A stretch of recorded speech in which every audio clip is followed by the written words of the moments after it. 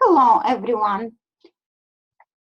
Today we are going to continue our discussion about the relationship between the Republic of Moldova and United States, but let's start from the beginning and look at the history of dissolution of the Soviet Union, the end of the Cold War, and the relationship between the United States and the former Soviet Union states. I have here some slides and some videos, and let me try to share them with you.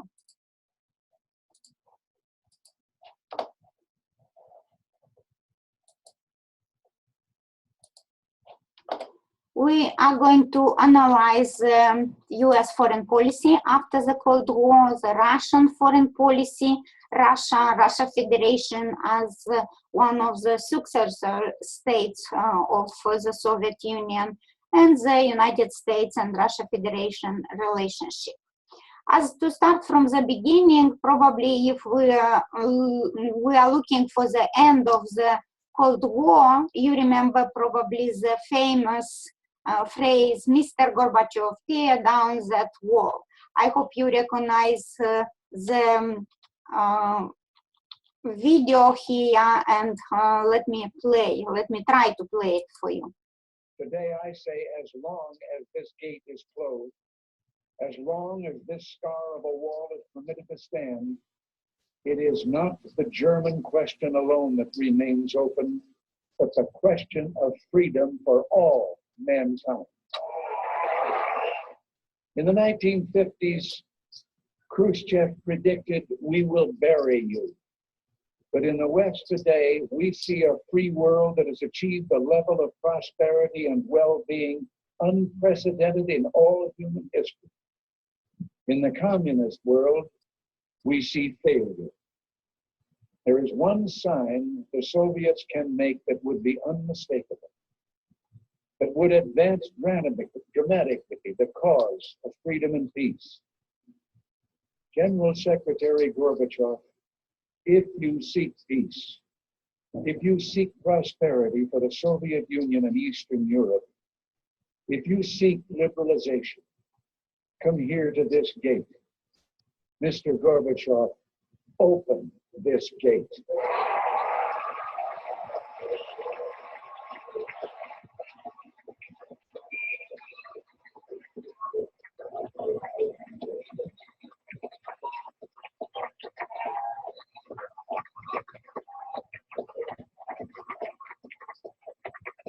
Mr. Gorbachev. Mr. Gorbachev, tear down this wall.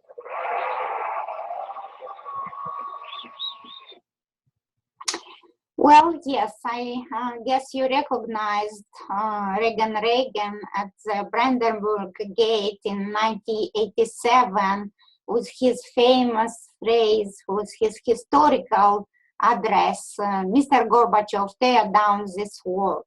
In the case of Soviet Union, Gorbachev started perestroika several years early in 1985, and already step by step different European countries, former socialist countries, started to change their political systems, their economic, to have some economic changes, and the end of the Cold War mean, first of all, some changes in foreign policy of United States and in former Soviet Union states.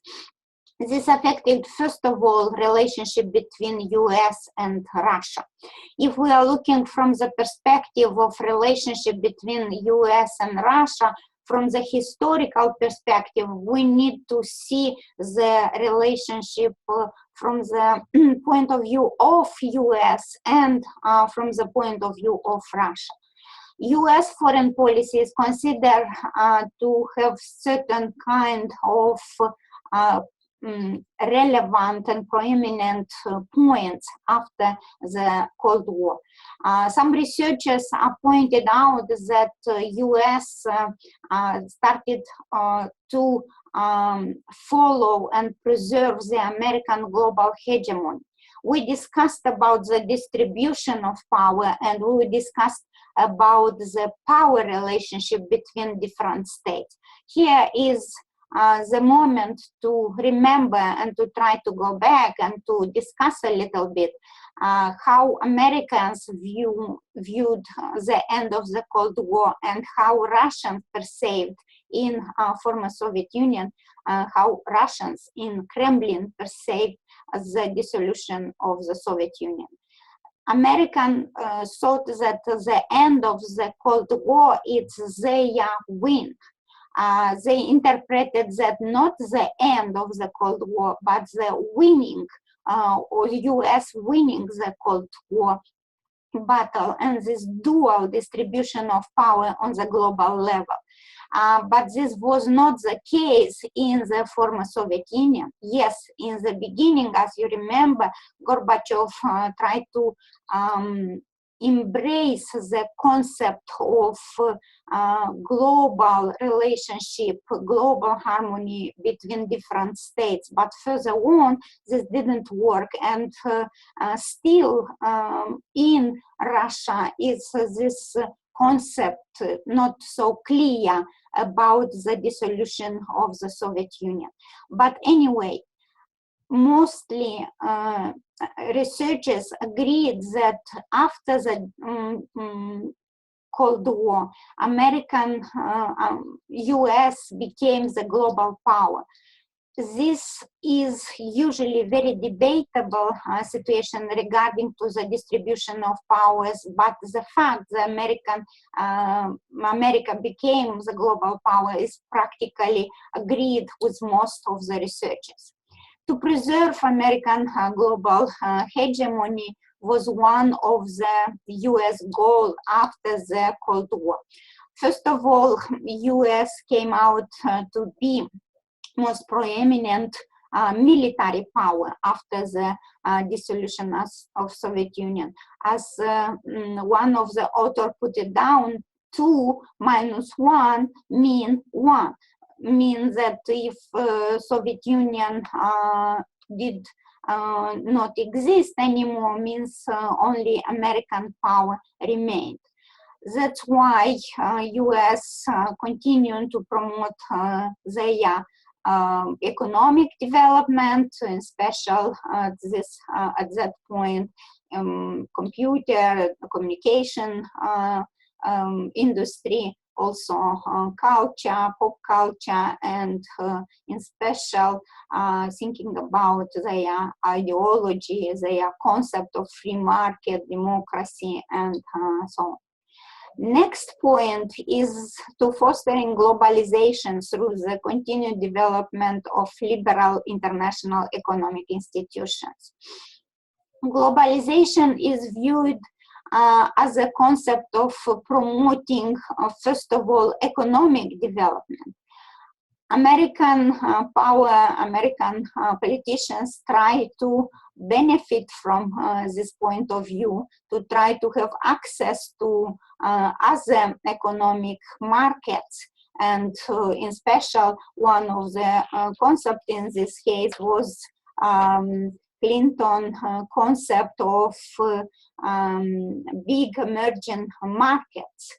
But although in 1997, 1998, that globalization movement came to the dark page with the Asian crisis. That's why in the concept of globalization came out to be an anti-globalization movement in the same time.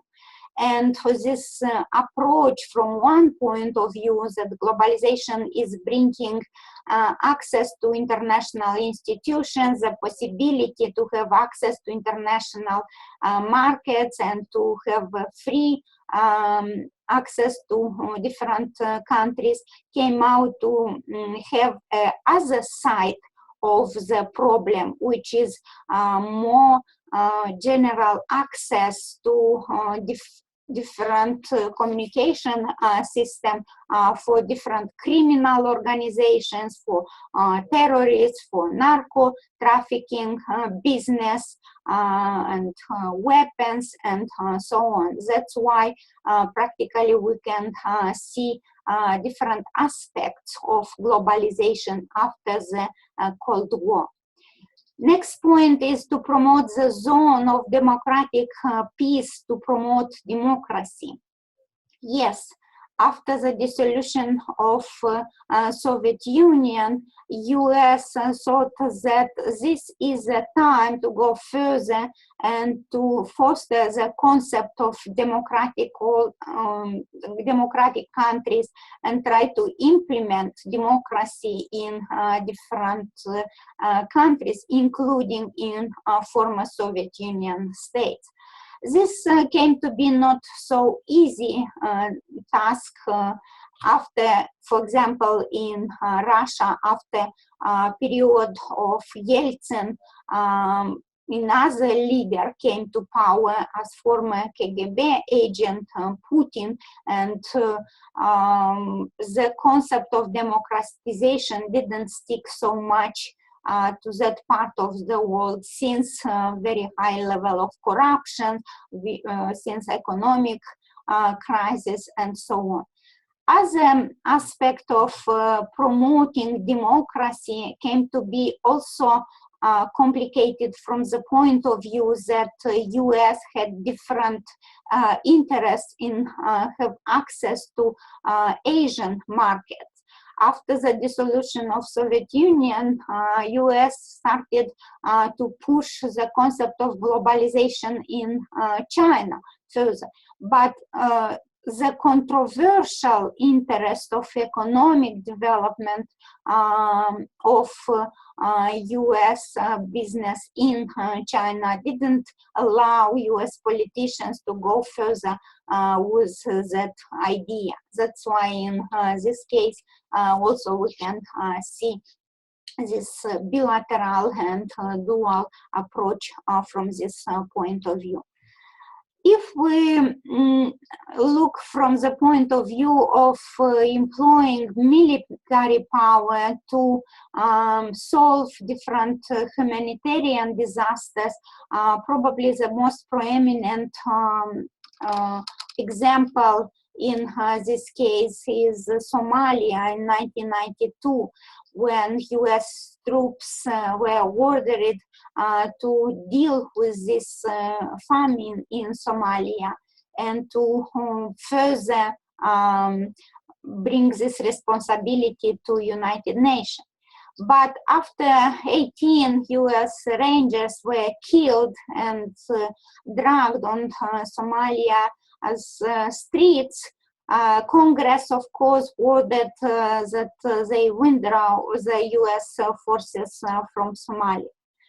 Further, 1 year later, when Rwanda crisis occurred, US didn't react and didn't send the troop to solve this full-scale conflict in Rwanda, which was particularly dangerous to be spread around the region.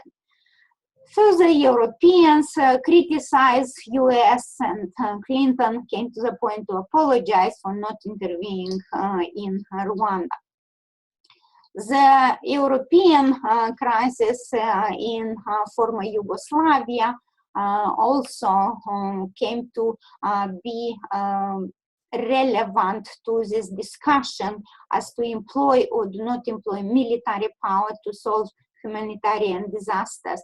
I guess NATO also was involved, but US decided not to send boots on the ground. That's why the US forces assisted only from the air. In this case, the concept of military power being engaged in humanitarian disaster, it's also viewed from different perspective. And if we are looking from the perspective of Russia, this is the fact that U.S. started and tried to employ their power to try to govern other states and try to impose their will on other sovereign states.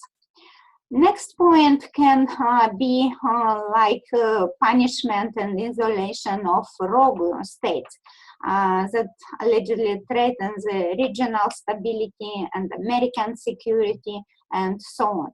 Even this concept of rogue states, it's not new, and for Americans, it's not also something new to fight against the different rogue states. The concept took other turn after the 9/11 attack on American soil. To define rogue states, first of all, one must understand that they pursue weapons of mass destruction, they commit to terrorism, they abuse their own citizens, and of course they threaten different other states, including their threat to American security. After 9/11, Iran, Iraq, North Korea, Libya, and other states were labeled as rogue states, and in this case, the war against terror after 9/11 was oriented first of all against those rogue states and terrorists around the world. You remember the famous phrase Bush stated that in this war you are with us, you are on the freedom side, or you are with terrorists, you are against freedom, and so on. This means that he started to try to create this coalition of international fight against terrorism, US as a superpower, and in this case trying to involve different other states, was able to do that. Even Russia came out to support this movement, but further on the credibility of US diminished, and this came to be not so relevant for other states. Next point is growing concerns about vulnerability of the US to attack from those regimes, as well from other transnational terrorist groups, which practically for US came to be the possibility to put further this movement of different states as to fight terrorism and to create alliances. If we are looking from the point of view of correlation between US foreign policy and former Soviet Union foreign policy, we may say that the end of the Cold War was viewed in different perspective from US and from Russia. Let us go further and we looked from the perspective of US foreign policy. Let us go further and try to analyze from Russia perspective foreign policy. If we are looking from the Russian perspective of foreign policy after the Cold War, usually authors are trying to define Russian foreign policy political science and even philosophical concept in three different movements, in three different concepts, as Westernist, statist, and civilizationist, which means that different political leaders, different authors have different approach to Russian foreign policy.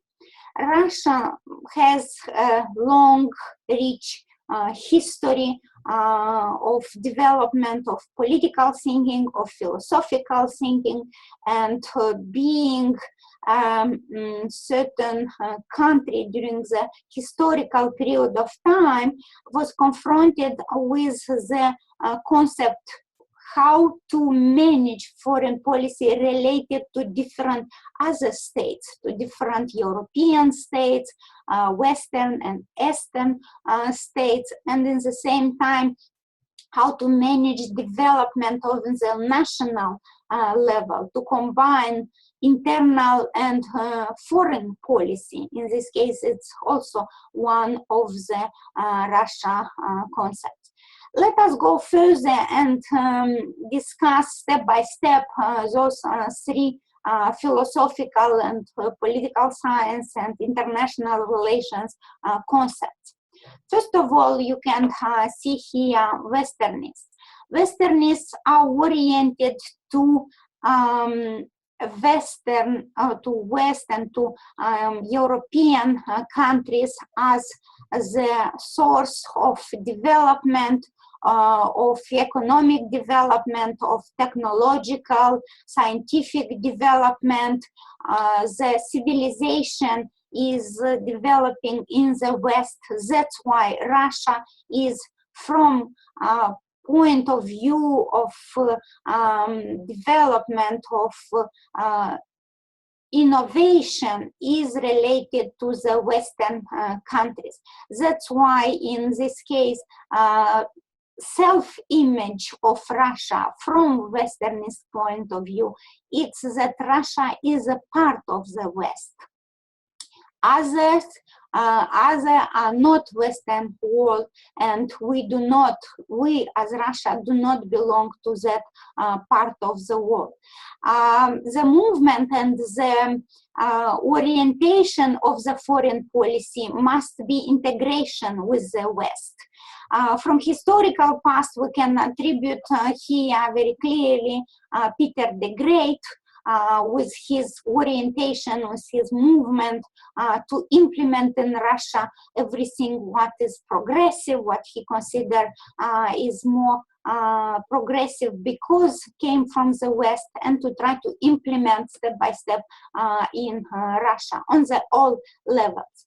After the Cold War, in the beginning, even in the Soviet Union, Gorbachev is definitely one of the Westernists. He viewed the concept of development of Russia at that period of time of the Soviet Union as the possibility to become more open and to try to reform the economy. It's true, in the beginning, to reform, first of all, the political party, but the gene escaped from the bottle, and this became part of the perestroika and glasnost. If we are looking for next ideology, next concept of foreign policy, this is statism, which means that in case of foreign policy, we have relationship between internal and external factors. This ideology is looking more on the national level, the development of the state in Russian Держава or independent state. Our state is more important to develop from the economic point of view, from the political point of view, and of course we have our culture and so on. That's why in this case Russia should look to develop the state, the relationship among different institutions, and in case of others, the state has independence, has sovereignty. That's why Russia is not looking to become part of the West, but to develop its own sovereign states. Action in this case, we can think about this as to build powerful states, to become step by step a great power on the international arena. From historical point of view, we can think about Khrushchev, Stalin. Further during the Second World War, we can think about Brezhnev during Soviet Union period, and so on. We will see after the dissolution of the Soviet Union who came to be further one of the Statsist proponent in foreign policy. The next one is civilizationism, which means that first of all they consider that Russia, because of the vast territory, because of the very rich historical background, because of the religion, Russia is an independent civilization. That's why in this case, Russia must become a proponent of spreading this concept of values, not in the last point, the Orthodox Christianity, to promote the Russian culture, which is also very rich in development of literature, philosophy, and so on.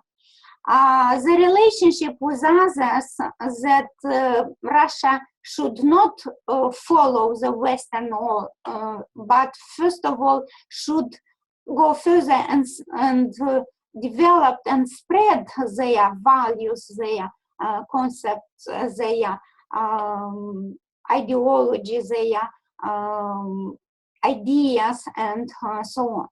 From the perspective of actions, as I said, they need to promote their values and to promote this inter-civilizational dialogue, which means that Russia is part of the civilization per se.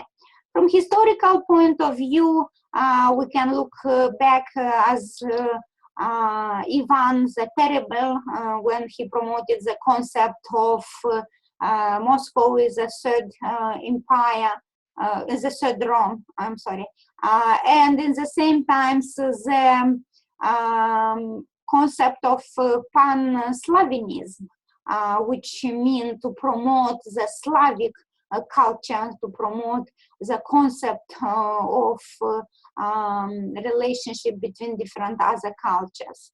Also, the socialist civilizationists can be Trotsky, that he wanted to promote a Russian revolution to spread to the world revolution in this case. Let us go further and look step by step on the development of Russian foreign policy after the end of the Cold War. As I said, Gorbachev came out with his idea of reforming, first of all, Communist Party, but further perestroika and glasnost came out to mean, first of all, the possibility of spreading the concept of new political thinking, which practically mean more open access to different historical documents, especially during the Stalinist period, improvement in the relationship between mass media and different governmental organizations, which means, first of all, that this was not exactly the freedom of the press. This was in the beginning the opening of archives, also Communist Party archives.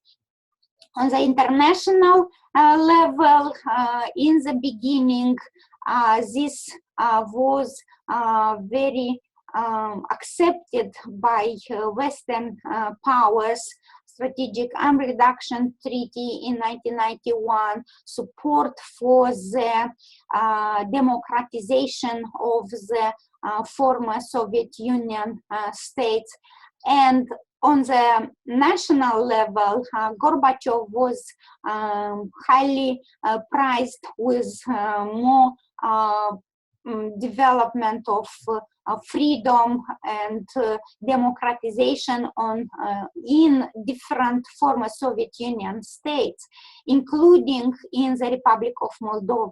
National ethnical movements as National Front, Frontul Popular, supported, first of all, democratization and supported Gorbachev concepts of new political thinking.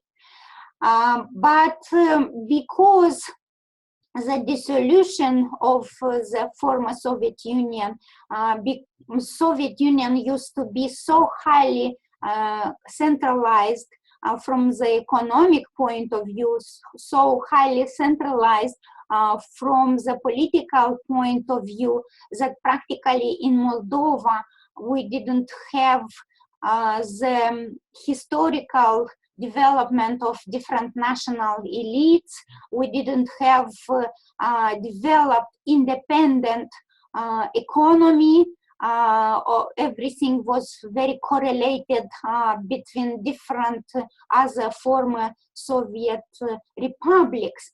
That's why this, first of all, economic collapse, growth, disappointment with the reform, and in existing governmental institutions to regulate the promotion of the free market also came out to be very disappointed for the population and growth of the corruption in different former Soviet Union states. That's why Gorbachev practically did not have so much support in Russia or in former Soviet Union states.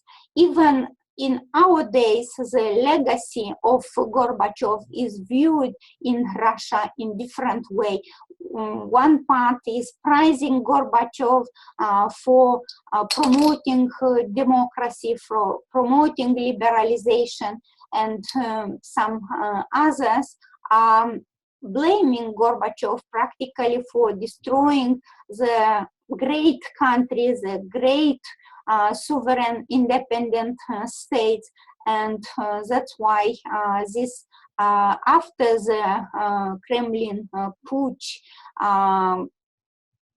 Soviet Union ceased to exist, and the new leader took power in Russia. With Yeltsin in power, we can distinguish different foreign policy related to different foreign ministers. Kozyrev used to be the continuation of the economic and political modernization, opening a market for Western powers and look for Western investments in the country. The Western powers prized Yeltsin for implementing and try to promote external foreign investments in Russia. No one discussed at that point that Russia was not ready. Russia, as well as other former Soviet Union states, were not ready to implement those foreign investments. They didn't have infrastructure. They didn't have correspondent national institutions, economic organizations to deal with reforming that very high centralized economy in former Soviet Union states. Also, in this case, the interest of Western power was to have access to markets in Russia and in former Soviet Union states, but no one really looked for the high level of growing corruption, for the absence of possibility to implement those foreign investments in these countries. Also, in Russia and in former Soviet Union states, people just on the average level feel that their level of life is diminishing. Different social security aspects also are diminishing, and no other leaders are coming to deal with those situations.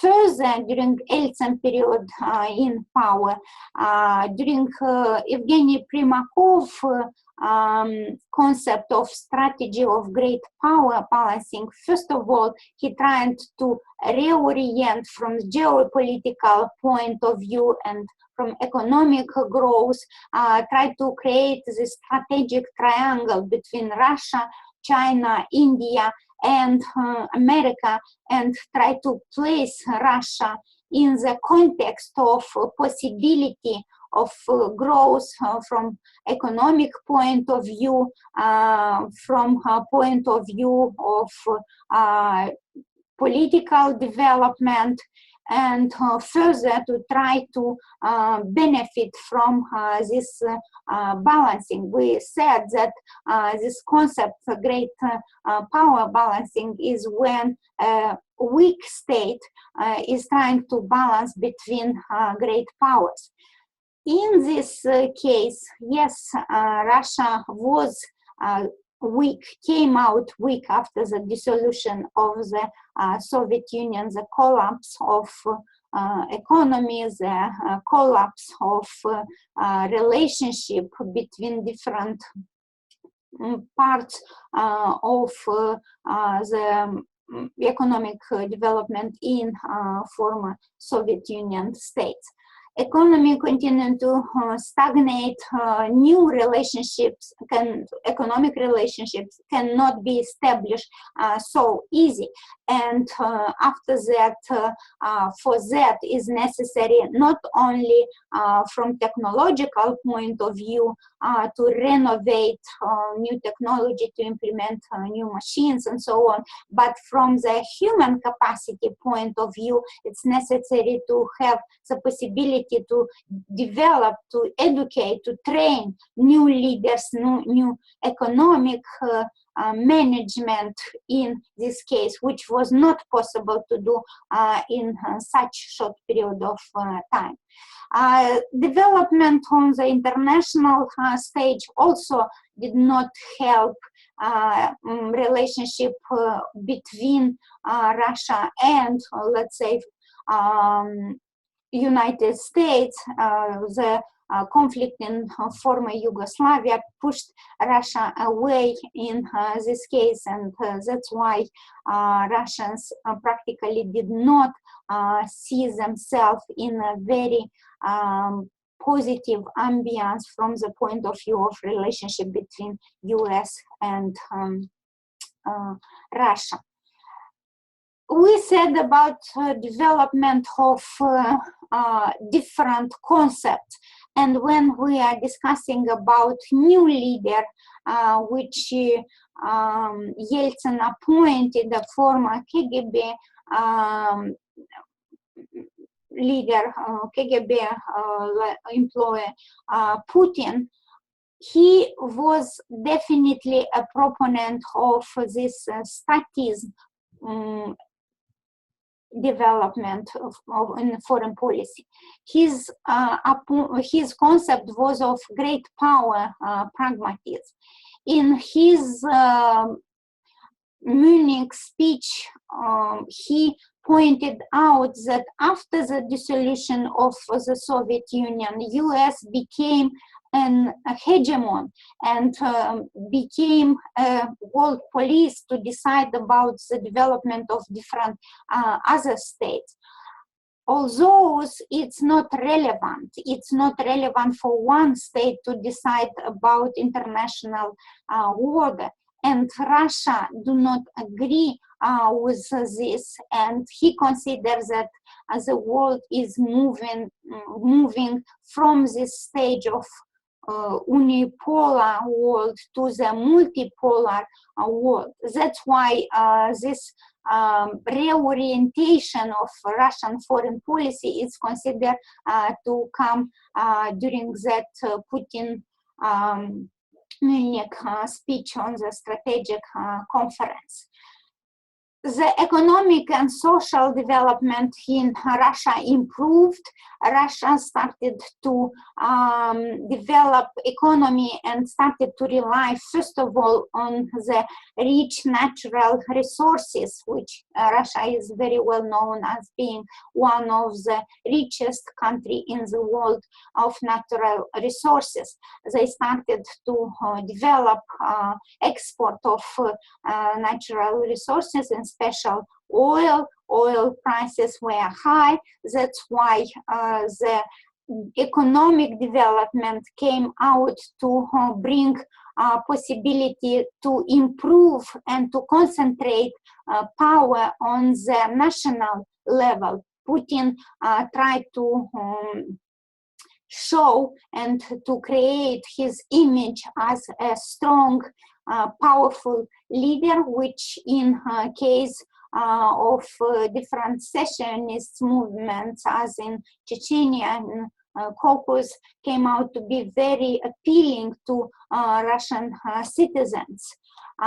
From the point of view of preserving Russian culture, Russian legacy, Putin started to promote this concept of taking care of Russian co-nationals abroad. We need to defend our Russian co-nationals in different former Soviet Union states. That's why we have our interest in this so-called near abroad territory, which of course was very appealing for national citizens, for Russian citizens in Russia in this case. If we are looking further, the development of different frozen conflicts in South Ossetia, in Georgia, in Abkhazia, and the conflict between Russia and Georgia in 2008, and Russia recognizing the Abkhazia and South Ossetia as independent states, of course, push forward the relationship between Russia and US. Russia did not accept any other intervention in former Soviet Union states, and Russia considered as a special zone of their special interest the former Soviet Union territories. Of course, in this case, if we are looking from the point of view of development of political situation in European theater of military advancing of NATO, and former socialist countries became NATO member, and in special painful for Russian politicians where when former Soviet unions as 3 Baltic states became members of NATO, as Estonia, Latvia, and Lithuania. The correlation between distribution of power and the fact that historically Russia is trying to create the zone of interest, zone of special interest to secure their borders mean a lot from Russian perspective of security concept. That's why for them this was the acceptance of this was not from the point of view that Russia agreed with the Western democratic development of those states. Russians took that from the point of view that Western powers took advantage of the fact that they are weak, Russia is weak, that's why they did not react. And this was growing understanding of Russian concept of foreign policy. That's why further we will see more and more development on this concept. If we are looking during this period of time, during Medvedev being the president of Russia, we are discussing about this new START treaty as a new nuclear arm reduction treaty when President Obama, as a new elected president, and President Medvedev signed this new nuclear arm reduction treaty. And here you see Secretary of State Hillary Clinton with this reset button, which she got the translation wrong in that period of time. The treaty, first of all, promoted the reduction of nuclear arms, and in the same time the possibility for US to have this Afghan transit and north distribution network as to have the possibility to supply US troops in Afghanistan. This came out like about 56% of the cargo flights and supply of different other transition supplies came to be via Russian territories, which were more relevant and more reliable for US troops at that period of time. But we are continuing the discussion about that concept of foreign policy, which Putin started to implement further with his presidency in 2012, which he promoted the concept of developing the national idea in Russia. And we will see further the high support for Putin inside of Russia. Sometimes Americans do not understand how Russians can support such a totalitarian, autocratic leader. The concept of this is that, first of all, US took the fact that Russia supported war on terror, Russia supported some arm reduction treaties as the fact that Russian leaders agreed to democratic development of their countries. Russians agreed to the democratic values and ideas as Western powers presented them. From Russia perspective, this came to be the fact that Russia is weak and cannot develop their concept of national power, of their sovereign states, their own civilization in this case. Putin definitely can be viewed as one of the statists in this concept of foreign policy, and this, if we are looking from different perspective of foreign policy.